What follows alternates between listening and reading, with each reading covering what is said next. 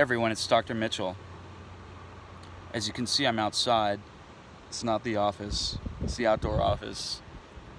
Precisely where I am, I don't know, latitude and longitude, but imprecisely, I'm out in Superior, 45 minutes east of Mesa, which is east of Phoenix, this little spot called the Pond, and it is a beautiful, beautiful Saturday out here.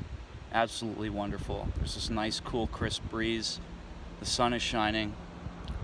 Getting my nitric oxide and vitamin D, and just enjoying my time out here. What are we going to talk about today? We're going to talk about the importance of nature, some green, some rocks, some sand, some desert, some ocean. The importance of that, this piece of the puzzle, as it fits into giving you better health. So there was this class I took during my naturopathic studies with our pediatric authority, Dr. Matthew Barral, and I maybe went to like 2 classes. No offense to him. Hopefully he didn't get butt hurt. I think there was a lot of other students who didn't show up as well. It was a little bit too philosophical and esoteric for me, and there was a lot of discussion about Thoreau and Emerson and some of these European thinkers whose names I have never heard before, and it was a little boring. Somebody's singing out here, I love it. But I did go to one class on fractals, which was really interesting. And if you don't know what fractals are, they're repeating units in nature. Think about rings in the bark of a tree. Think about our capillaries and how they work and how they branch out. Think about the way muscle fibers are organized and how they just break down into further bundles and bundles and bundles of repeating units. And even things that we create. And I can't think of any examples right now, but there's continuity in nature across all organisms and some of the things that we put together. And I don't want to have like a theological discussion or anything like that, and I do consider myself more of an agnostic, but maybe something that we can geek out on later. But that was a really interesting class, or that particular class. The other stuff was boring. But one of the most important concepts that I fleshed from that class, it was kind of a reminder of something that I've had a sense for a while, is the importance of exposure to nature, returning to where we came from, not literally, just kind of dipping yourself in every once and again, because I know we can't go back to living in loincloths and picking berries and taking down large animals, right? I wouldn't want to go back to that, but it's really important to get out into nature once in a while, or as frequently as you can, I would say. So there was this paper that we were exposed to called Vis Medicatrix Naturae, the healing power of nature. Does nature minister to the mind? And in it is a review of all the literature suggesting that people who have exposure to nature or live closer to deserts, oceans, forests, natural settings have lower morbidity and mortality of all causes. They have less disease, they're more resilient. And sure, you and I can conjure up a lot of different reasons for that. Socioeconomic status, right? It's easier for a rich person to live closer to the beach. Pollution certainly isn't the same in each and every environment that's polluted, and so on. But it's not at all unreasonable to come to the conclusion that getting out and experiencing some green, some brown, some rocks, some gravel under your feet, uneven ground, feeling the sun is simply good for your health. And there's actually models that have been done where investigators have shown that if you just simply take pictures of the outdoors and put them in work environments, classrooms, bedrooms, home offices, whatever, they have a profound impact on human physiology. And what's going on here? Well, we don't really know. But one of the major systems affected is your autonomic nervous system. And what is your autonomic nervous system? That's your autopilot nervous system.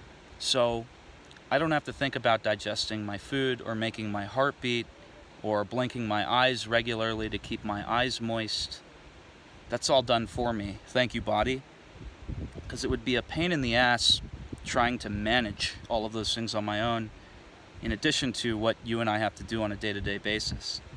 And so you've got your fight or flight, your sympathetic, and your rest and digest, your parasympathetic.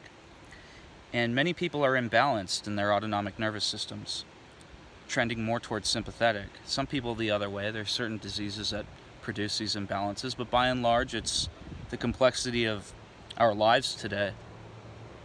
Stoplights, schedules, lousy bosses, lousy partners, the wrong foods, dirty air, dirty water. All of these things imbalance our autonomic nervous system, but there's things that we can do to tip the scales back in our favor. A lot of that's stress management and awareness, but one of those huge things is exposure to nature, okay? And when you do this, and you tip the scales back in balance of rest and digest, you are much more resistant to disease. You are much less likely to die from all causes. If you have a disease and you're flaring more frequently, you flare less frequently, the disease is better controlled. And so yes, get out in nature. You know, there's these various health retreats out there that have a profound amount of success, and I'm convinced that a lot of it has less to do with the sexier things that we talk about, things that are more interesting to talk about, these crazy fasts and diet that they make people do, and their secret supplement regimens, and this and that, and more what it has to do is just unplugging from the toxic environments that we live in that trigger our sympathetic branch of our autonomic nervous system, and exposing people to just peace and quiet and some of these elements that I described outside. So go do it. Get out there. What's the right frequency? I don't know. I feel best when I do it once a week. Most patients tell me they feel best when they do it once a week. What's the best environment? It's the one you like. I like rock climbing, so I get up here and get intimate with some rocks. I'm sitting on one right now, 150 feet off the ground, watching traffic fly by and looking into this endless mass of trees and boulders spanning for miles. If you like the beach, go to the beach. If you like rocks, go to the rocks. If you like the desert, go sit out in the desert. If you like the forest, go roll around in some leaves. And if you can't do that, then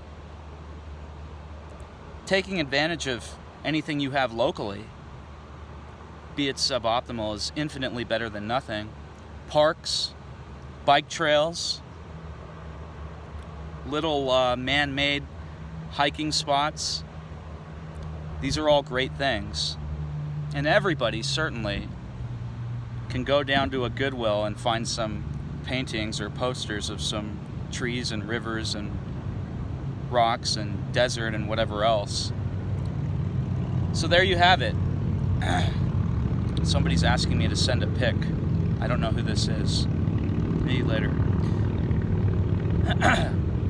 Focus on this very important foundation of your health, which is getting out to where we came from, exposure to nature. Don't forget about it. Nutrition is important. Stress management is important. Community, relationships, water intake, sleep hygiene. But this is critical. Critical. It can be a real game changer for you. So I encourage you, please go out and do it.